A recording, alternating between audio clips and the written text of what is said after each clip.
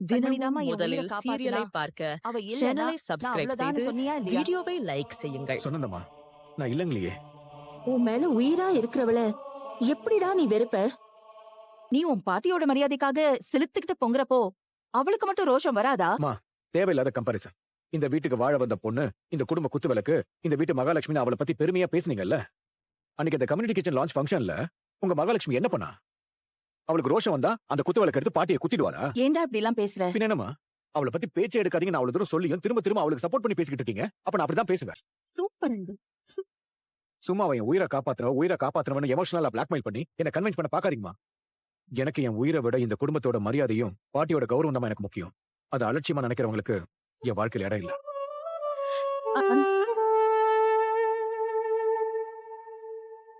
அண்ணா இங்க உட்காந்து சாப்பிடுங்க. நான் அந்த பக்கம் உட்காந்து சாப்பிடுறேன். சரிண்ணா. ஐயா வாங்க, அம்மா வாங்க, அண்ணா வாங்க. ஒரு முறை சாப்பிட்டு பாருங்க, அப்புறம் விடவே மாட்டீங்க. சுட சுட பிரியாணி, கோழிக்கறி பிரியாணி, சிக்கன் விலையிலேயே chicken biryani, leg piece biryani, best biryani. வாங்க வாங்க. மிட் நைட் குட் நைட் ஆக்கும் ருசியான பிரியாணி. வாங்க சார், வாங்க வாங்க வாங்க. வரவேற்பெல்லாம் பிரமாதமா இருக்கு. பிரியாணி சாப்பிட்டு பாருங்க சார், அதை விட சூப்பரா இருக்கும். பார்க்கலாம். ஹாஃப் பிளேட் பிரியாணி கொடுங்க, முட்டை வேண்டாம். தேன்மொழி, ஜீவாவுக்கு லெக் பீஸ்னா ரொம்ப பிடிக்கும். சூப்பரா ஒரு 2 லெக் பீஸா பாத்து போடு. ஜீவாவா? சார் உனக்கு ஏற்கனவே தெரியுமா? ஜீவா என் சின்ன வயசு ஃப்ரெண்டு. பரவாயில்லையே, அதுக்குள்ள இவ்ளோ பெருசா வளர்ந்துட்டாரு. ஜீவா, இவதான் என் ஃப்ரெண்டு தேன்மொழி. இவதான் பிரியாணி மாஸ்டர். அதான் போர்ட்லயே போட்டிருக்கீங்களே, பிளேட்ல தான் கொடுக்கவே மாட்டேறீங்க. ஐயோ, அட சார் எனக்கு மேல பயங்கரமா கிடைக்கிறாரே. இப்ப அடிக்கிறேன் பாருங்க பிரியாணிய. இந்தா. Thank you. கண்மணி உனக்கு ஒண்ணு. ஏய், எனக்கு எதுக்கு? சின்ன வயசு ஃப்ரெண்டுங்கற, பேசுறதுக்கு எவ்வளவு கதை இருக்கும். போய் அவர் கம்பெனி கொடு. ஏய், கூட்டம் வந்துச்சுன்னா நீ எப்படி சமாளிப்ப? அதெல்லாம் நான் பாத்துக்கிறேன். சார் சீக்கிரம் கூட்டிட்டு போங்க சார். இன்னும் சின்ன பிள்ளை மாதிரி அடம் பிடிக்கிறா பாருங்க. சரி வா.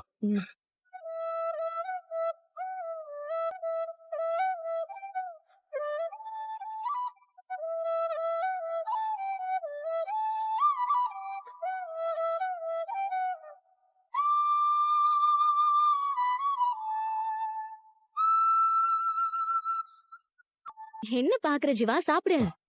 இல்ல, காலையில இடியாப்பம் வைக்கிற, நைட்ல பிரியாணி வைக்கிற. இந்த மாதிரி பிசினஸ்ல டெய்லி 1000 பிரச்சனை வரும். ஒரு பொண்ணா எப்படி உன்னால இதெல்லாம் மேனேஜ் பண்ண முடியுது? இதுல ஆண் என்ன பெண் என்ன, மனசுல உறுதி இருந்தா எதை வேணாலும் பண்ணலாம் ஜீவா. உங்ககிட்ட தான் நான் நிறைய கத்துக்க வேண்டியது இருக்கு. சரி, முதல்ல நீ சாப்பிடு.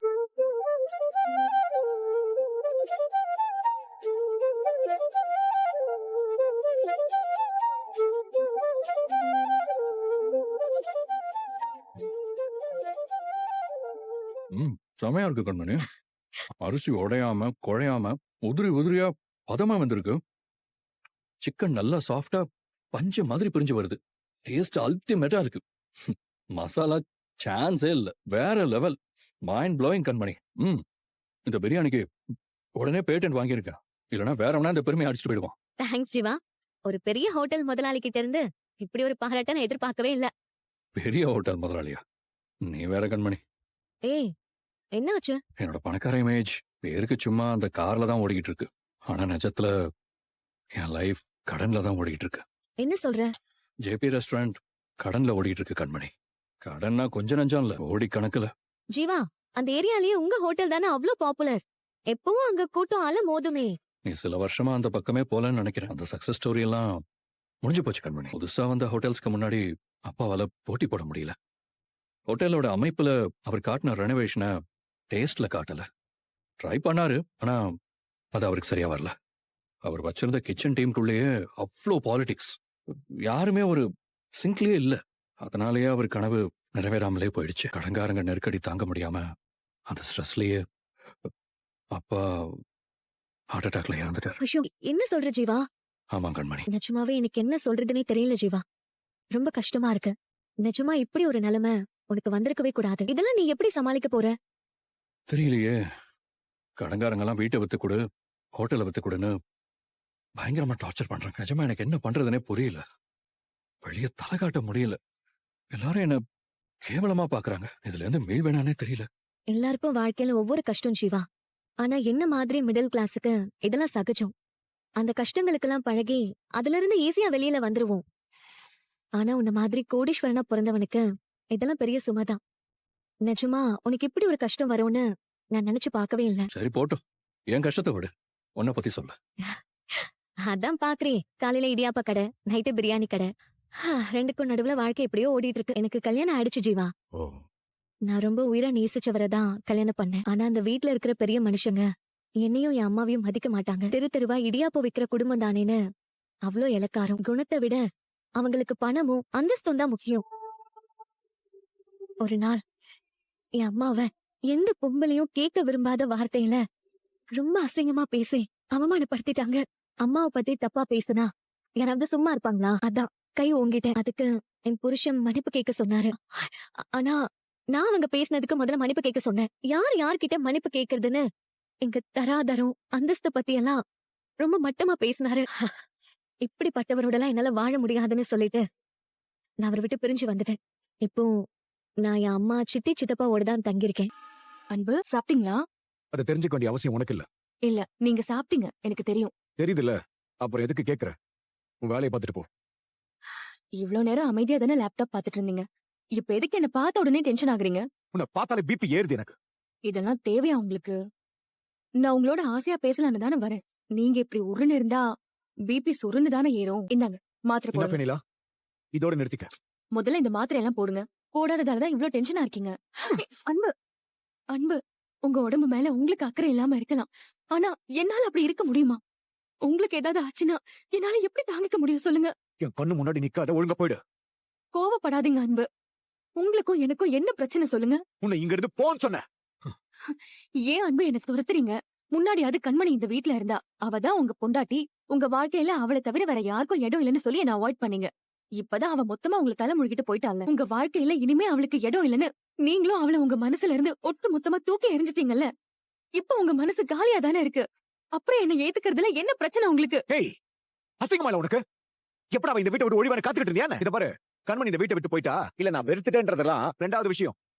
முதல்ல எனக்கு உன்னை பிடிக்கல. என் வாழ்க்கையில இருந்து அவ போயிட்டாலே, இனிமே என் மனசுல ஈஸியா இடம் பிடிச்சலான்னு நினைச்சேன்னா அந்த தப்பு மட்டும் நடக்காது. பரவாயில்ல அன்பு, அது நடக்கிற வரைக்கும் உங்களுக்காக நான் காத்துட்டு இருப்பேன். இப்ப இங்க இருந்து போறியா இல்லையா?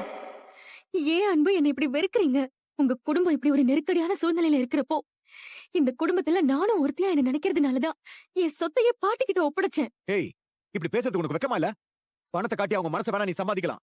ஆனா காதல ஒரு நாளும் உன்னால விலை கொடுத்து வாங்க முடியாது. அன்பு ப்ளீஸ், நான் அந்த அர்த்தத்துல சொல்லல. என் காதல தயவு செஞ்சு இப்படி கொச்சப்படுத்தாதீங்க. கடவுளே, ஐயோ எப்படி என் காதல உங்களுக்கு நான் புரிய வைக்கிறதுனே தெரியலையே. அன்பு, நான் வெக்கத்தை விட்டு சொல்றேன், நீங்க எனக்கு வேணும். நீங்க இல்லாம என்னால இருக்கவே முடியாது. நீங்க இல்லாத ஒரு வாழ்க்கைய என்னால கற்பனை கூட பண்ணி பார்க்க முடியாது. கண்ணை மூடினாலும் நீங்க தான் தெரியுறீங்க, கண்ணை திறந்தாலும் நீங்க தான் என் முன்னாடி நிக்கிறீங்க. என் நினைவு, என் கனவு, இது எல்லாமே நீங்க தான். என் முழு வாழ்க்கையையும் உங்க கைய புடிச்சுக்கிட்டே நடக்கணும்னு ஆசைப்படுறேன். என்ன தயவு செஞ்சு புரிஞ்சு ஏத்துக்கோங்க. ப்ளீஸ் அன்பு, ப்ளீஸ் ப்ளீஸ் அன்பு. போங்க. அன்பு, அன்பு, போ. அன்பு, அன்பு, அன்பு, என்ன பண்றீங்க அன்பு? விடுங்க அன்பு, ப்ளீஸ் அன்பு. அன்பு, ஏய், வெளியில. என்னண்ணே? டேய் அன்பு, என்ன இதுக்குடா பண்ற? தள்ளிவிட்ட? இவங்க இருக்கிறது எனக்கு பிடிக்கல. என்கிட்ட இவன் ரொம்ப தப்பா நடந்துக்கிறான். எல்லாம் மீறி போயிட்டு இருக்கான். இதுக்கு மேல ஒரு நிமிஷம் கூட அவன் இந்த வீட்டுல இருக்க கூடாது. ஏய், வெளில போ. அன்பு, என்னப்பா என்ன பேசுறேன்னு தெரிஞ்சுதான் பேசுறியா? யார வெளிய போ சொல்ற? அன்னைக்கு அந்த கண்மணி அத்தனை பேருக்கு முன்னாடி என்ன அடிக்க கைய ஓங்கனா, அவ்வளவு தூரம் ஆனதுக்கு அப்புறமும் இந்த குடும்பத்தோட மரியாதையை கேவலப்படுத்திட்டு போனா. நீ அனுப்புல சாப்பாட்டுல கரப்பாம்பூச்சியும் பல்லியும் போட்டு நம்ம கேட்டரிங் தொழிலையே சீல் வச்சு மூட வச்சுட்டா. ஆனா இவ எல்லாரும் நம்மள கைவிட்ட நிலைமையில அடுத்து என்ன பண்றதுன்னு புரியாம நம்ம கதிகலங்கி நின்ன நேரத்துல கோடி கணக்குல பணத்தையும் கொடுத்து அவளோட நகைகளை அடமானத்தையும் வச்சு இந்த வீட்டையும் நம்ம பிசினஸையும் மீட்டு கொடுத்து நம்ம கௌரவத்தை இவ காப்பாத்திருக்கா. இவளையா இந்த வீட்டை விட்டு போக சொல்ற? சரியான நன்றி கட்டவனா இருப்பான் போல இருக்கலாம். வெண்ணிலா மட்டும் இல்லனா இந்நேரம் நம்ம கதி என்ன இருக்கும்? இவ இல்லனா கண்டிப்பா நமக்கு வேற ஒரு வழி கிடைச்சிருக்கும். இவதான் நாடகம் ஆடி அந்த வழி அடைச்சிட்டா. டேய், என்னடா உளற நீ? பாத்தீங்களா பாட்டி எப்படி பேசுறாருன்னு? ஏய், அவன் பேசுறானா, நீ என்ன பண்ண? முதல்ல அத சொல்லு. ஏய், உன் கருத்தை இங்க யாரும் கேட்கல. முதல்ல நீ வாய மூடு. இப்படி பேசினா எப்படி? காரணம் இல்லாம அன்பு எதுக்காவது டென்ஷன் ஆவானா? அவன் தள்ளி விட்டதை மட்டும் பார்த்து கேக்குறீங்கல்ல, ஏன் தள்ளி விட்டான்னு கேட்கணும்ல. வெண்ணிலானா அவனுக்கு பிடிக்காது, அதனால அவன் மேல 1000 தப்பு சொல்லுவான். அது எல்லாத்தையும் நம்ம சொல்றியா நீ? பெரியப்பா, நான் தெரியாம தான் கேக்குறேன். பெத்த புள்ள சொல்றதை விட நீங்க எவ்வளவு ஒருத்தி சொல்றதான் நம்புவீங்கல்ல? கொஞ்சம் வாய மூடுங்களா எல்லாரும். இவ இனிமே எவ்வளோ இல்ல, இந்த குடும்பத்துல ஒருத்தி. ஆமா, எப்ப நம்ம குடும்பத்தோட மானத்துக்காக தான் சொத்தையே அடமானம் வச்சாலோ அப்பவே வெண்ணிலா நம்ம குடும்பத்துல ஒருத்தியா மாறிட்டான். இனிமே இவளை இங்க இருந்து துரத்துற உரிமை இந்த வீட்ல இனிமே யாருக்கும் கிடையாது. இவன் எனக்கு பின்னாடி என்ன நல்லா பண்ணிருக்கான்னு உங்களுக்கு தெரியல. உனக்கு எதிரா அந்த கண்மணி என்னெல்லாம் பண்ணிட்டு இருக்கான்னு தெரிஞ்சே நீ இப்படி பேசுறியே, அதுக்கு நாங்க என்ன பண்றது? பாட்டி அவமானப்படுத்தின ஒரே காரணத்துக்காக அதை பொறுத்துக்க முடியாம தொட்டு தாலி கட்டின ஒருத்தியை நான் வீட்டை விட்டு வெளில அமைச்சிருக்கேன். ஏன்னா என் பாட்டிய கண்மணி அவமானப்படுத்தினது மிகப்பெரிய தப்புதான். அதை நான் என்னைக்குமே மன்னிக்கவே மாட்டேன். அதனால்தான் அவ வீட்டை விட்டு போனப்ப நான் தடுக்கல. ஆனா நீங்க எனக்கு பிடிக்காத ஒருத்திய என் விருப்பத்துக்கு மாறா வீட்டுக்குள்ள வச்சுக்கிட்டு அவளை நான் வெளியில அனுப்புறப்போ அனுப்பக்கூடாதுன்னு சொல்லிட்டு இருக்கீங்கல்ல, இது நியாயமா? உனக்கு பிடிக்கலங்கிறதுக்காக எங்களால அவளை வெளியே அனுப்ப முடியாது. பாட்டி, இவளை பத்தி உங்களுக்கு தெரியாது. இங்க பாரு, இங்க இருக்கிற எல்லாரையும் விட இந்த குடும்பத்து மேல அவதான் ரொம்ப பெரிய மரியாதையை வச்சிருக்க. உனக்குதான் அது தெரியல. இவன் கிட்ட எப்படி எல்லாம் தப்பா நடந்துக்கிட்டான்னு உங்களுக்கு தான் தெரியல. பாட்டி இன்சுலின் மாத்திரை போடணுன்றதே மறந்துட்டு ரொம்ப நேரமா உட்கார்ந்து வேலை செஞ்சுட்டு இருந்தாரு. எதுக்கு இப்படி உடம்புக்கு எடுத்துக்கிறீங்கன்னு மாத்திரை எடுத்துட்டு போய் கொடுத்தேன். அதுக்கு போய் என்ன தரத்தடனை எடுத்துட்டு வந்து கீழே தள்ளி விட்டுட்டாரு. ஏய், அதுக்கு முன்னாடி என்கிட்ட எப்படி எல்லாம் பேசின, எப்படி எல்லாம் நடந்துக்கிட்டேன்னு அத முதல்ல சொல்லு. டேய், என்னத்தடா சொல்லணும்?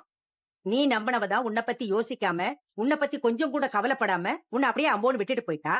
ஏதோ உன் மேல பரிதாபப்பட்டு அக்கறையா உனக்கு மாத்திரை எடுத்துட்டு வந்து கொடுத்தா இப்படிதான் மரியாதை குறைவா நடத்துவியா நீ?